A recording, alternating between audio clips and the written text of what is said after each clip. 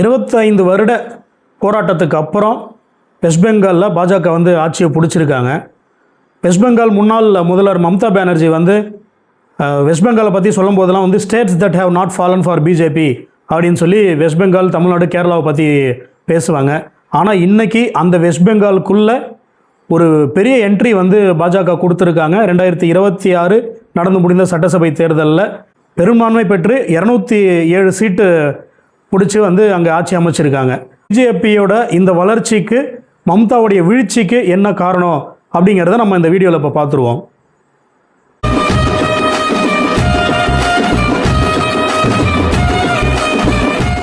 வணக்கம், நான் உங்கள் வாண்டரிங் மாங்க் சத்யா. மேற்கு வங்கம் பாலிடிக்ஸ் பொறுத்த வரைக்கும் அது ரொம்ப இன்ட்ரெஸ்டிங்காக இருக்கும். அது நம்ம தமிழ்நாடு மாதிரியே தான்.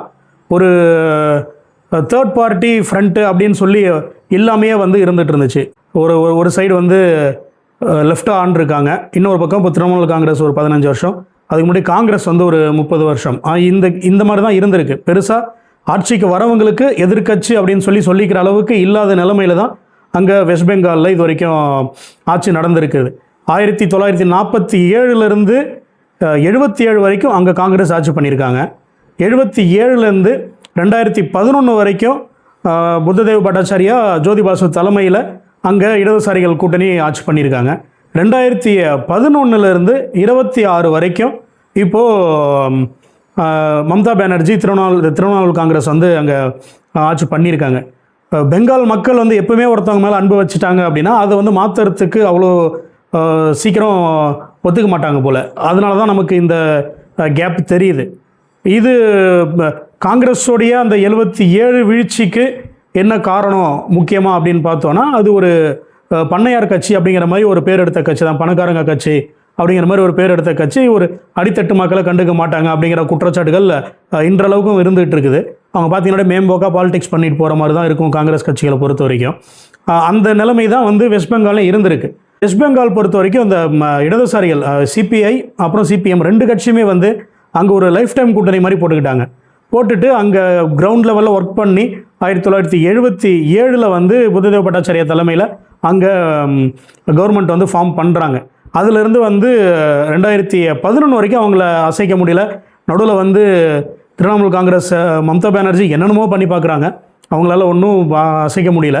அப்புறம் கொஞ்சம் கொஞ்சமாக வந்து இடதுசாரிகளுடைய பிடி வந்து வெஸ்ட் பெங்காலை விட்டு போக ஆரம்பிச்சிருச்சு. ஏன்னா அங்கே ஒரு கவர்மெண்ட்டே அங்கே டோட்டலாக ரன் ஆகலை. அதாவது இப்போ நம்ம ஊர் பார்த்தோம் அப்படின்னா கவர்மெண்ட் டாப்பில் இருந்து ரன் ஆகும். அதாவது முதல்வர், அமைச்சர்கள், அப்புறம் அஃபிஷியல்ஸு, எம்எல்ஏஸ், இப்படி கவர்மெண்ட் ரன் ஆகும். ஆனால் வந்து மேற்கு வங்கம் பொறுத்த வரைக்கும் இடதுசாரிகள் கவர்மெண்ட்டில் கீழேருந்து ரன் ஆக ஆரம்பிச்சிருச்சு. அது வந்து பார்ட்டி சொசைட்டி அப்படின்னு சொல்கிறாங்க. எப்படின்னா, இப்போது நம்ம கிராமம் இருக்குன்னா, நம்ம கிராமத்தில் ஒரு பிரச்சனை நடக்குது, இல்லை நம்ம கிராமத்துக்கு ஏதாவது ஒன்று வேணும் அப்படின்னா, ஒரு பிரச்சனை ஏதாவது ஒரு கேஸ் போடணும், இல்லை போலீஸ் வந்து தலையிடணும்னா அவங்க டைரெக்டாக போலீஸ் ஸ்டேஷன் போக மாட்டாங்க. அந்த கிராமத்தில் இருக்க அந்த லோக்கல் இடதுசாரி தலைவர்கள்ட்ட தான் வந்து மக்கள் போய் ஆகணும்.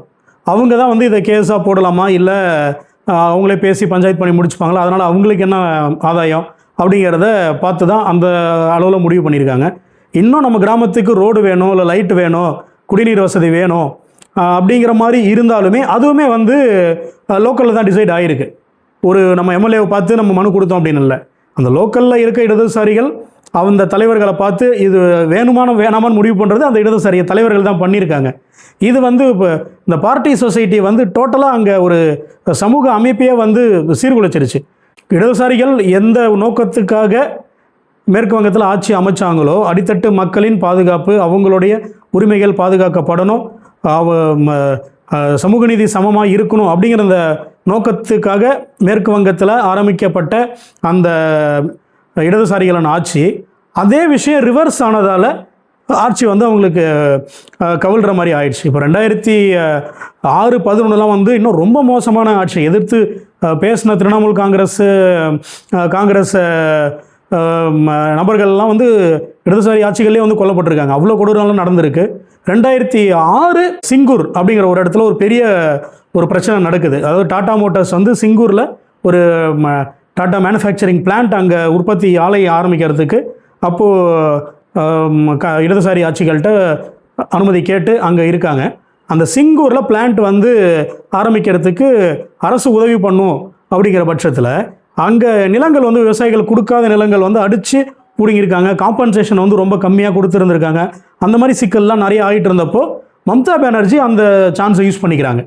அந்த சிங்கூரில் போயிட்டு அவங்க உட்காந்து போராடி அந்த டாடா மோட்டார்ஸ் பிளான்ட்டுக்கு எதிராக போராடி மக்களுடைய ஆதரவு பெற்று அங்கே மக்களுக்கு வந்து எந்த பிரச்சனையும் இல்லாத அளவுக்கு அந்த விஷயத்தை முடிக்கிறாங்க. இது நடக்கிறது 6ல். இதே மாதிரி விஷயம் அடுத்தது சில ஆண்டுகள் நந்திகிராமில் இதே மாதிரி ஒரு விஷயம் நடக்குது. ஆனால் இப்போது சிங்கூரில் ஒரு அமைதியாக சுமூகமாக முடிஞ்சிருச்சு. ஆனால் நந்திகிராம் பொறுத்த வரைக்கும் அவ்வளோ கொடுமைகள் கம்யூனிஸ்ட் ஆட்சியாளர்கள் வந்து மக்கள் மேலே புகுத்தியிருக்காங்க. இந்த நந்திகிராமில் வந்து ஒரு ஃபேக்ட்ரி அமைச்சிடக்கூடாது அப்படின்னு சொல்லி மக்கள் போராடும் போது அங்கே வந்து அவ்வளோ வன்முறை கட்டவிழ்க்கப்பட்டு அவ்வளோ மக்கள் கொலை பண்ணி அவங்களுடைய நிலங்கள் பிடுங்கப்பட்டு இந்த விஷயங்கள்லாம் நடந்துகிட்டு இருக்கும்போது மறுபடியும் வந்து மம்தா பானர்ஜி நந்திகிராமில் அவங்களுடைய கால் பதிக்கிறாங்க. இந்த போராட்டங்களை தடுத்து மக்களுடைய ஆதரவு பெற்று அந்த நந்திகிராமில் நடக்கிற அந்த பிளான்ட்டுமே அவங்க மூடிடுறாங்க. இதுக்கப்புறம் தான் 2011 தேர்தல். 2011 தேர்தலில் மம்தா பானர்ஜி ஒரு பெரிய வாக்கு வித்தியாசத்தில் வந்து ஆட்சி அமைக்கிறாங்க. முதல் முறையாக 77க்கு அப்புறம் ஒரு மாற்று கட்சி வந்து வெஸ்ட் பெங்காலில் ஆட்சி அமைக்கிறாங்க, கம்யூனிஸ்ட் இல்லாத ஒரு ஆட்சி. மம்தா பானர்ஜி ஆரம்பத்தில் ஒரு நல்ல ஒரு நம்ம ஜெயலலிதா அம்மையார் மாதிரி ஒரு அயன் லேடி அப்படிங்கிற மாதிரி ஒரு பெயர் பெற்றவங்க, கம்யூனிஸ்ட்டை எதிர்த்து ஒரு 34 ஆண்டு கால ஆட்சியை எதிர்த்து ஒருத்தவங்க பவருக்கு வர முடியும் அப்படிங்கிறத ப்ரூவ் பண்ணாங்க. அப்படிங்கிறதுல ஆரம்பத்தில் நல்ல நேம் இருந்துச்சு. அவங்களோட நோக்கமும் அப்பயும் வந்து வேறு மாதிரியே இல்லை, மக்களுக்கு நல்லது பண்ணோம் அப்படின்னு சொல்லி அவங்களுடைய அந்த பதவியேற்பு விழாக்கள்லாம் நான் பார்த்துருக்கேன். அந்த 2011 பதவியேற்பு அவ்வளோ எனர்ஜெட்டிக்காக வந்து அவங்க பதவியேற்றதுலேருந்து அதுக்கப்புறம் அவங்க பண்ண அனௌன்ஸ்மெண்ட்ஸ்லேருந்து எல்லாமே வந்து அப்படி இருந்துச்சு. அதுக்கப்புறம் போக போக போக அந்த கழுதை தேஞ்சு கட்டெரும்பான கதையாக இவங்களும் ஒரு நார்மல் பொலிட்டீஷியனாக ஆகிட்டாங்க. மம்தா பானர்ஜியுமே சட்டம் ஒழுங்கு சரியில்லை, ஏகப்பட்ட திருட்டு, கொலை, பெங்களாதேஷிஸ் வந்து அதிகமாக உள்ளே வர ஆரம்பிச்சிட்டாங்க. அங்கே அரசியல் சூழ்நிலை சரியில்லை, ஒரு ஸ்திரத்தன்மை இல்லாத ஒரு ஆட்சி பெங்களாதேஷில் இருந்துகிட்டு இருக்குங்கும்போது அங்கேருந்து முஸ்லீம்ஸ் வந்து நிறையா அங்கே உள்ளே வர ஆரம்பிச்சிட்டாங்க. அவங்களுக்கு சப்போர்ட் பண்ணி மம்தா பானர்ஜி பேச ஆரம்பிச்சிட்டாங்க. ஏன்னா அவங்கள வந்து ஃப்யூச்சரில் அவங்க ஓட் பேஸாகவே கன்வெர்ட் பண்ணிட்டாங்க. பெங்களாதேஷில் வந்து வந்த முஸ்லீம்ஸை அந்த திரிணாமுல் காங்கிரஸோடைய ஒரு பெரிய ஓட் பேங்காகவே வந்து மம்தா பானர்ஜி மாற்றி வச்சுட்டாங்க. அதுக்கப்புறம் திரும்ப அந்த பார்ட்டி சொசைட்டி கல்ச்சர் டெவலப் ஆகிடுச்சு. நீங்கள் அரசு ரன் பண்ணாமல் லோக்கல் பார்ட்டி லீடர்ஸ் வந்து அரசை ரன் பண்ண ஆரம்பிக்கிற அளவுக்கு திரும்ப போயிடுச்சு. இதுவுமே வந்து மக்கள் மத்தியில் ஒரு திரும்ப நெருடல் ஆகிடுது. இந்த டைமில் பிஜேபி எங்கே இருந்தாங்க அப்படிங்கிறத நம்ம பார்க்க வேண்டியதாக இருக்குது. மேற்கு வங்கத்தில் 1982 முதல் சட்டசபை தேர்தலில் மேற்கு வங்கத்தில் 52 தொகுதியில் பாஜக போட்டிடுறாங்க. ஒரு சீட்டு கூட அவங்க ஜெயிக்கலை. அவங்களோட வாங்கினா அந்த வாக்கு சதவீதம் அப்படின்னு பார்த்தோன்னா 0.58 தான், 0.58% தான் அந்த முதல் தேர்தலில் அவங்க ஓட்டு வாங்குகிறாங்க. அதுக்கப்புறம் அடுத்ததாக நடக்கிற அந்த லோக்சபா எலெக்ஷனில் பாஜக அதுலேயும் போட்டிடுறாங்க. ஒரு 9 தொகுதியில் 84ல் 9 தொகுதியில் போட்டிடுறாங்க. அப்பயும் வந்து ஓட் ஷேரு ரொம்ப கம்மி தான், சீட் அவங்க எதுவும் வின் பண்ணல. 0.40 ஓட் ஷேர் தான் அவங்க வாங்கியிருக்காங்க, 1% கூட இல்லை. இந்த நிலையில் தான் பிஜேபி அங்கே இருந்துக்கிட்டு இருக்காங்க. 2016 to 2021 பீரியடில் மம்தா பானர்ஜி மேலே கொஞ்சம் அதிருப்திகள் மக்களுக்கு அதிகமாக ஆரம்பிக்குது. அவங்களுடைய சொந்தக்காரங்களுடைய ஆதிக்கம் கட்சிக்குள்ளே கொஞ்சம் அதிகமாகுது. அபிஷேக் பானர்ஜியோடைய ஆதிக்கம் வந்து கட்சிக்குள்ளே அதிகமாகுது. இது அரசு விஷயங்கள்லேயும் தலையீடு அதிகமாகுது. அந்த டைமில் சுவெந்து அதிகாரி அப்படின்னு சொல்லிட்டு ஒருத்தவர் திரிணாமுல் காங்கிரஸில் இருந்து வெளியில் வரார். அந்த சுவெந்து அதிகாரி யாருன்னு பார்த்தோன்னா மம்தாவுடைய ரைட் ஹேண்ட் மேன் அப்படின்னு சொல்லி பார்க்கப்பட்டவர். அந்த டைமில் மம்தா பானர்ஜி அமைச்சரையில் அவர் அமைச்சராக இருக்கார். அவர் வந்து மம்தா பானர்ஜி கூட ஏற்பட்ட கருத்து வேறுபாடுகள், அப்புறம் அரசு வந்து குடும்ப தலையீடு ஓவர் அதிகமாகுதுன்னு சொல்லிட்டு இந்த கருத்து வேறுபாடுகளில் வந்து அவர் எம்எல்ஏ போஸ்ட்டை வந்து ராஜினாமா பண்ணுறாரு, அமைச்சர் பதவி ராஜினாமா பண்ணுறாரு. பண்ணிவிட்டு திரிணாமுல் காங்கிரஸ் விட்டு 2020 சுவேந்து அதிகாரி வெளில வந்துடுறார். 21 தேர்தல் சுவேந்து அதிகாரி தலைமையில் வந்து பாஜக சந்திக்கிறாங்க. அவர் இந்த கேப்பில் போயிட்டு பாஜகவில் சேர்ந்து 2021 ஜனவரி வாக்கெல்லாம் வந்து பாஜகவுடைய மேற்கு வங்க மாநில தலைவராக ஆகிறார். அப்போது அந்த சுவேந்த அதிகாரி தலைமையில் 2021 தேர்தல் பாஜக வந்து சந்திக்கிறாங்க. இதுக்கு முன்னாடி 2016 தேர்தல்லையே வந்து ஒரு சின்ன ஒரு இம்பேக்ட் வந்து அங்கே கிரியேட் பண்ண ஆரம்பிச்சிட்டாங்க பாஜக. ஒரு 3 சீட் வந்து 2016 அப்போது பாஜக அங்கே ஜெயிச்சிடுறாங்க. அதுக்கப்புறம் தான் வந்து திரும்ப போராடிட்டு இருக்காங்க. அப்போது சுவேந்த அதிகாரி உள்ளே வராரு. சுவேந்த அதிகாரி ஃபேக்டர் ஏன் இவ்வளோ முக்கியம் அப்படின்னா, வெஸ்ட் பெங்காலோடைய மூளை முடுக்கு எல்லாமே அறிந்த ஒரு நபர், அறியப்பட்ட ஒரு நபர். அவருக்கு திரிணாமுல் காங்கிரஸ் எங்கே வீக்காக இருக்குது, திரிணாமுல் காங்கிரஸ் மேலே மக்கள் அதிகமாக எங்கே அதிருப்தியில் இருக்காங்க, திரிணாமுல் காங்கிரஸ் அரசில் எங்கெல்லாம் ஓட்டம் இருக்குது, யாரெல்லாம் நம்ம டேக் ஓவர் பண்ணலாம் அப்படிங்கிற மாதிரி விஷயங்கள் தெரிஞ்ச ஒரு ஆள் சுவேந்த அதிகாரி. அவரை வந்து பாஜக தூக்கி உள்ளே போடுறாங்க.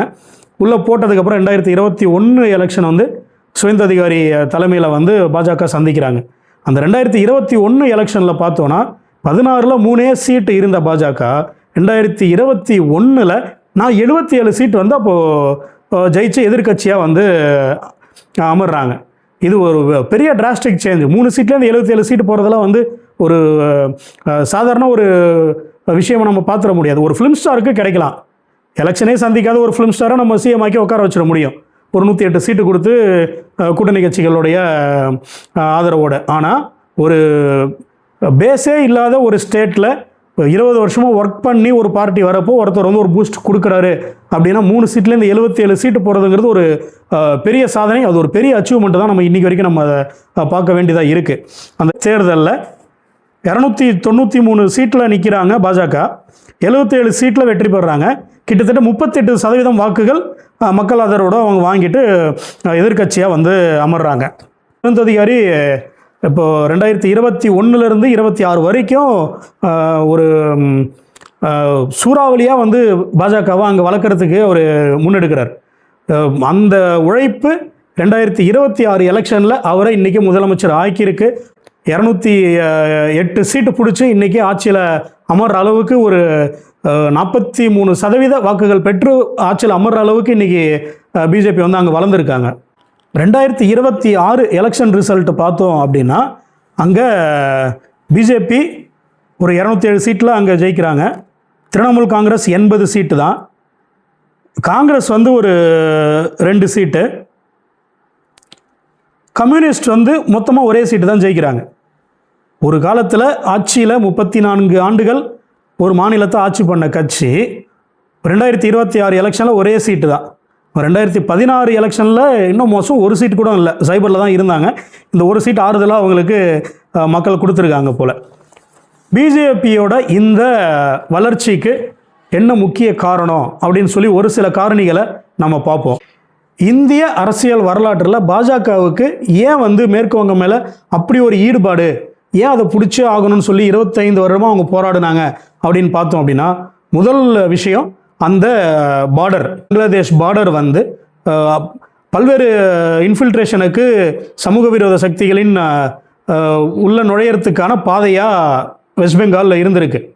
அதை வந்து இப்படியே நம்ம கண்ட்ரோல் பண்ணி ஆகணும் அப்படின்னு சொல்லி முடிவு பண்ணியிருக்காங்க ரொம்ப வருஷத்துக்கு முன்னாடியே. இன்னொரு விஷயம், பாஜகவின் முன்னோடியாக இருக்கக்கூடிய பாரதிய ஜனசங்கம், அந்த ஜனசங்க உருவாக்கினவர் வந்து ஷியாமா பிரசாத் முகர்ஜி மேற்கு வங்கத்தை சார்ந்தவர். 1951 ஜனசங்கம் உருவாகுது. அதுக்கப்புறம் 72 73 தான் வந்து அது கட்சியாக மாறுறதுக்கான ஏற்பாடுகள் நடக்குது. அதுலேருந்து பாஜக வருது. அப்படிங்கும்போது நம்மளுடைய ஃபவுண்டர் பிறந்த ஒரு ஸ்டேட்டை நம்ம இன்னும் கைப்பற்றலை அப்படிங்கிற ஒரு எண்ணமும் பாஜகவுக்கு இருந்துக்கிட்டே இருந்திருக்கும். இந்த ஃபேக்டர்ஸ் எல்லாமே அங்கே அவங்க வேறுன்றதுக்கான முக்கிய காரணம். அது இல்லாமல் மெயின் ஃபேக்டர்னு பார்த்தோன்னா ஆர்எஸ்எஸ்.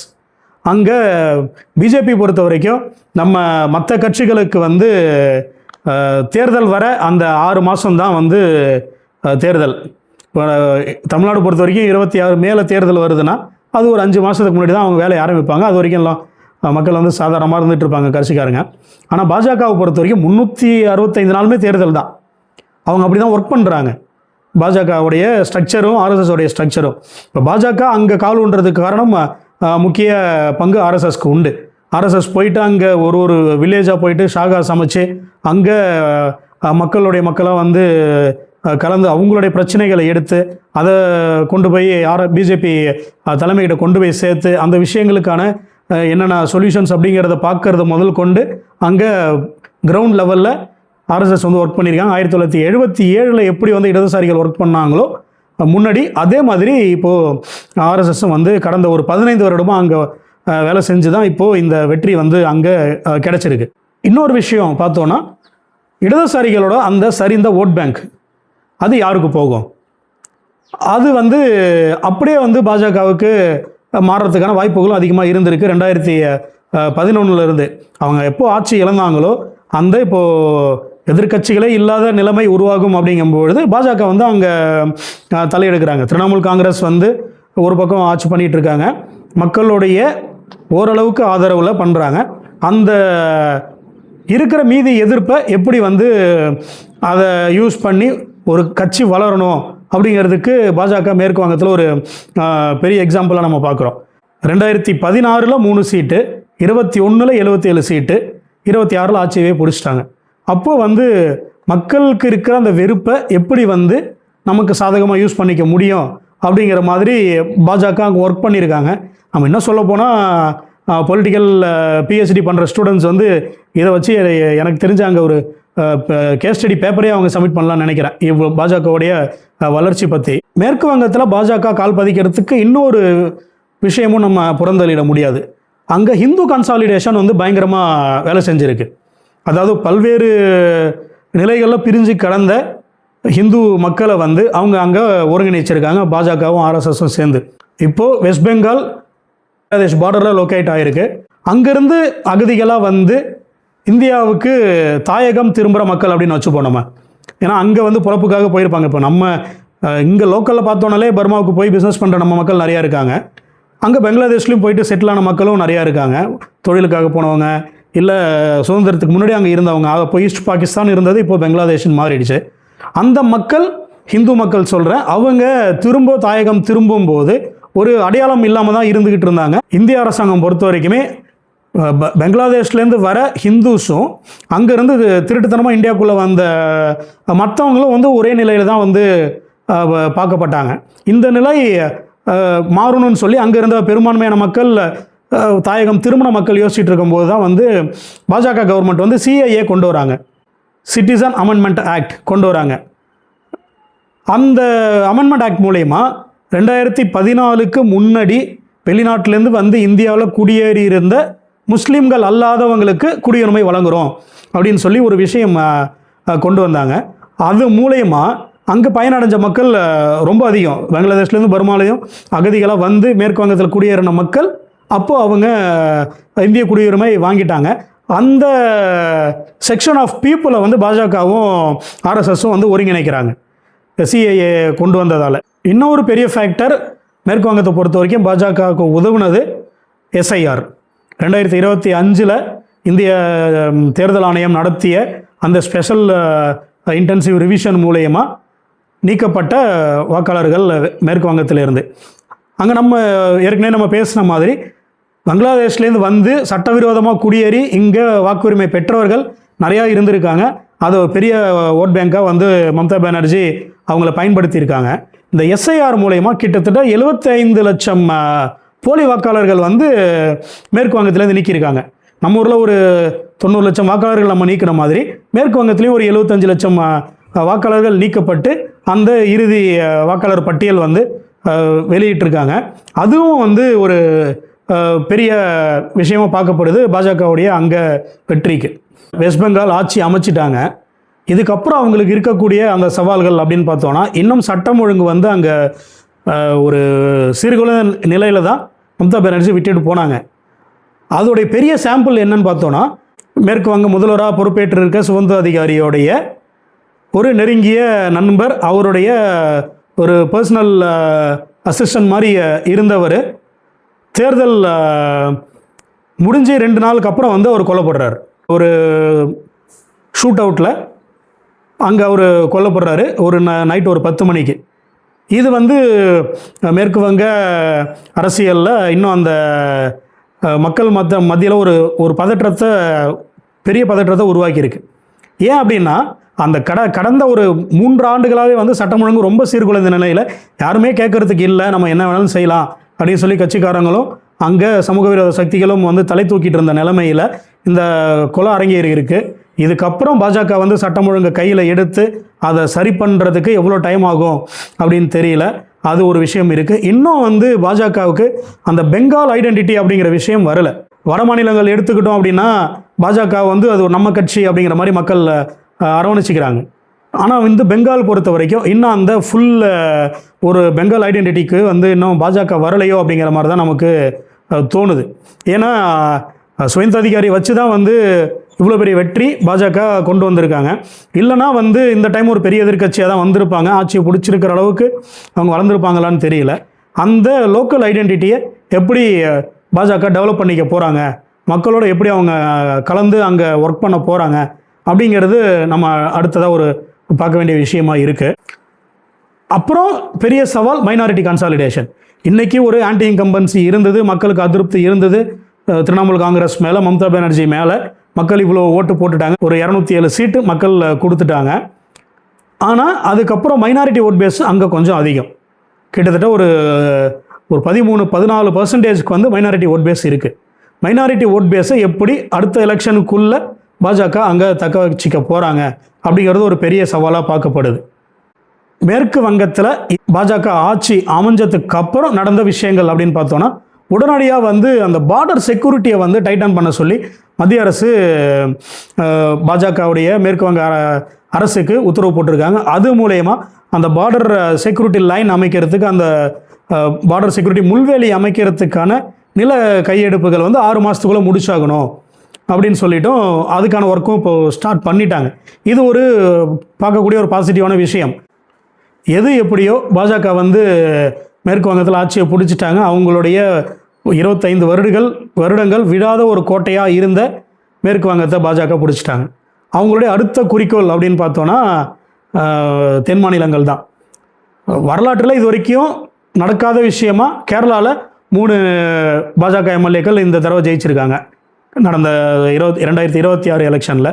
அதுக்கப்புறம் பாஜகவுடைய குறிக்கோள் தமிழ்நாடாக இருக்கும். தமிழ்நாட்டில் இது வரைக்கும் அவங்களால ஒரு சரியான ஒரு திசை நோக்கி போகல, கண்ணாபுண்ணான்னு கூட்டணின்னு போகிறாங்க, அப்புறம் உடச்சிட்டு வராங்க. இன்னும் அதுவும் அவங்களுக்கு சரியாக கன்சல்டேட் பண்ணி கொடுக்கல.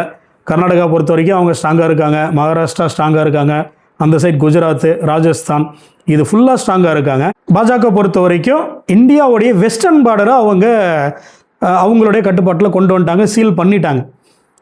அந்த இதோடைய நீட்சியாக தான் அவங்க வெஸ்ட் பெங்காலை பிடிக்கணும்னு சொல்லி இவ்வளோ வருஷமாக முயற்சி பண்ணிகிட்டு இருந்தாங்க. அதுவும் இப்போ இந்த பக்கமும் இந்த பார்டர் ஈஸ்டர்ன் பார்டரும் சீல் ஆகிடுச்சு. இப்போது அவங்க அடுத்தது என்ன பண்ண போகிறாங்க அப்படிங்கிறத நம்ம பார்க்கணும். அதுக்கு மேலே இருக்கிற அஸ்ஸாமும் இவங்களுடைய பிடியில் தான் இருக்குது இப்போது. ஸோ பாஜக ஆளும் மாநிலங்களின் எண்ணிக்கை அதிகமாகிட்டே போகுது. இது எந்த அளவுக்கு இந்திய அரசியலில் ஒரு பெரிய தாக்கத்தை ஏற்படுத்தும், காங்கிரஸுடைய நிலைமை என்ன ஆகும் அப்படிங்கிறத நம்ம அடுத்த வீடியோவில் பார்ப்போம். அதுவும் பெரிய டேட்டா நம்ம எடுத்து ரிசர்ச் பண்ணிக்கிட்டு இருக்கோம். அடுத்த வீடியோவில் உங்களை சந்திக்கும் வரை உங்கள் வாண்டரிங் மாங்க் சத்யா.